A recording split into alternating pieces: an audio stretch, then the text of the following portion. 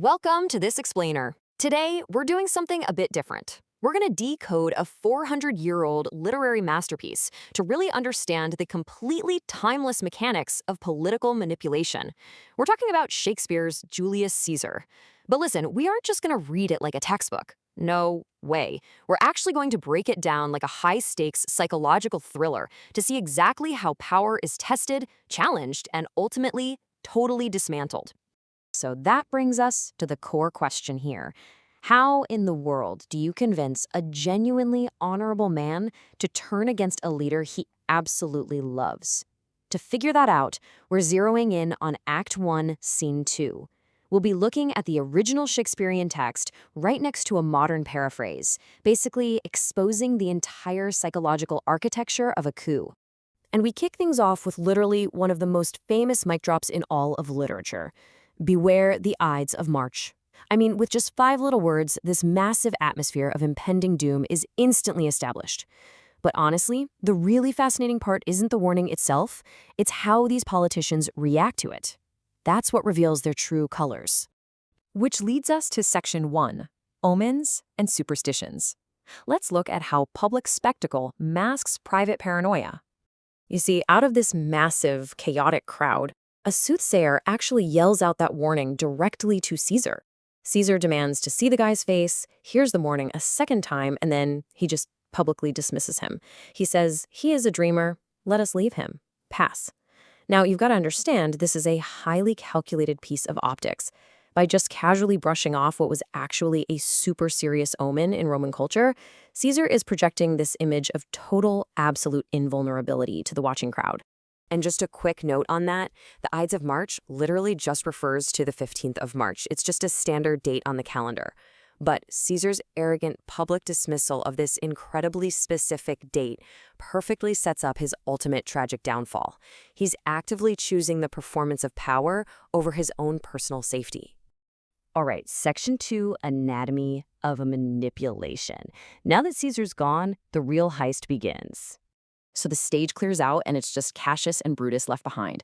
And Cassius, he immediately goes to work. He isolates Brutus to start planting these little seeds of rebellion. Cassius notices Brutus is looking pretty troubled. He says he's been acting stubborn and strange. Brutus totally admits he's vexed with conflicting emotions. And right here, this brilliantly illustrates Cassius's crazy emotional intelligence. He steps right into that vulnerability. He offers to be Brutus's mirror, promising to reveal this hidden, noble worthiness that Brutus just can't see in himself. He's essentially telling him, hey, you don't realize how great you are. Let me show you it. What's absolutely crucial here is how systematically Cassius is operating. He executes this flawless 4-step manipulation tactic to completely dismantle his best friend's loyalty. First step, flattery. He tells Brutus just how wildly respected he is in Rome. Second, he establishes equality, reminding Brutus, we were born just as free as Caesar. Third, he exposes Caesar's physical frailty. And finally, step 4, he appeals directly to Brutus's incredibly deep sense of honor. It is literally a masterclass in psychological manipulation. Honestly, it's a playbook you can still see used in modern politics today. Moving on to Section 3, the Colossus myth, proving a god bleeds. You see, Cassius knows perfectly well that if you want to tear down a perceived god, well, first you have to prove to his followers that he actually bleeds. He brilliantly contrasts this grand myth of the public Caesar with the very fragile human reality of the private Caesar. Publicly, Caesar is adored. He's viewed as immortal. Cassius even describes him as a colossus who just bestrides the narrow world. But privately, Cassius paints a completely different picture. A weak man who cries out for help when he's drowning and shakes like a sick girl when he has a fever. Let's zoom in on the exact moment he does this, using the famous Tiber River story. Cassius recounts this freezing, windy day when Caesar actually dared him to leap into the raging river. So Cassius jumps in, Caesar follows, but pretty quickly, Caesar's strength completely fails him. He literally screams out, "Help me, Cassius, or I sink." Cassius reminds Brutus that he literally had to carry this tired, helpless Caesar out of the waves, comparing himself to their great ancestor Aeneas carrying his father from the flames of Troy. It's aggressive. He is completely shattering the illusion of Caesar's divine strength. Because really, how can a god almost drown? Right after planting that vivid image of weakness, Cassius drops this absolute legendary line. The fault, dear Brutus, is not in our stars, but in ourselves, that we are underlings.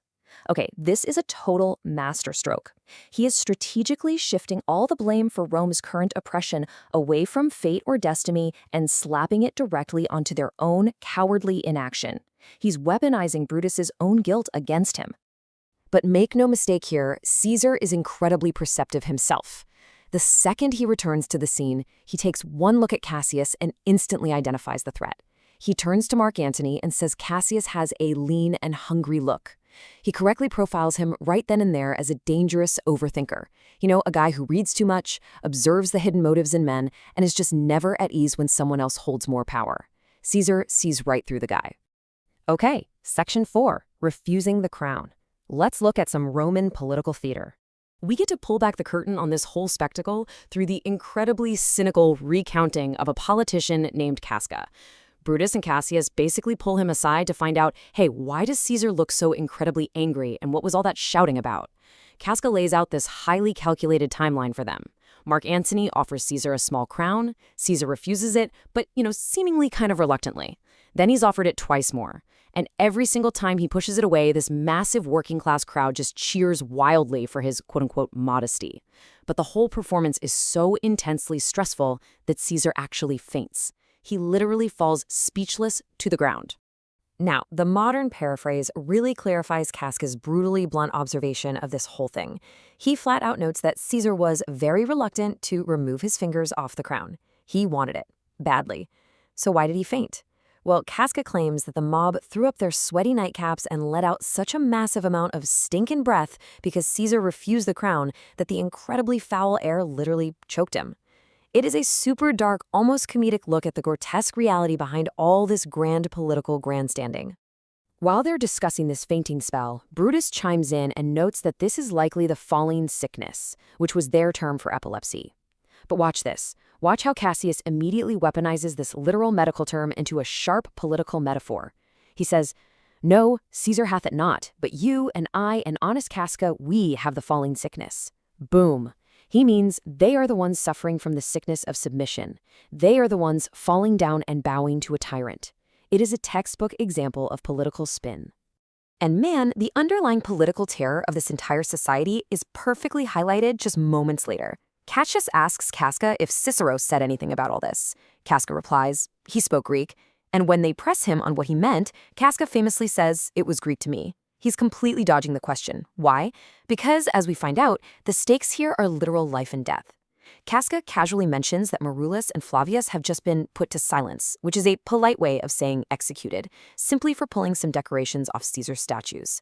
The whole theater of the crown, it's just a mask for a brutal, totally unforgiving dictatorship. Which brings us to our final section, Section 5, Forging a Conspiracy. It's time for the final decisive push. The psychological trap has been flawlessly constructed at this point, but Cassius knows Brutus requires one final major push to actually commit.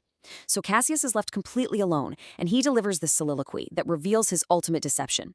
He fully acknowledges that Brutus is a noble guy, but he notes that even noble metal can be bent, right? So his big plan? He's going to forge multiple letters in entirely different handwritings, pretending they are from concerned everyday Roman citizens who are practically begging Brutus to step up against Caesar's ambition. He plans to literally throw these fake letters right into Brutus's window that very night. He is entirely, ruthlessly exploiting his best friend's overriding love for the Roman public just to orchestrate an assassination. So, as we wrap up this explainer, I want to leave you with a pretty provocative thought to chew on. We've just watched Cassius expertly navigate flattery, gaslighting, and straight-up forgery. And he didn't do it by attacking Brutus's weaknesses. He did it by weaponizing his virtues. So if a man's honor is his absolute greatest strength, can it also be the ultimate weapon used to destroy him? Thank you so much for joining me. And hey, keep questioning the motives behind the words you hear.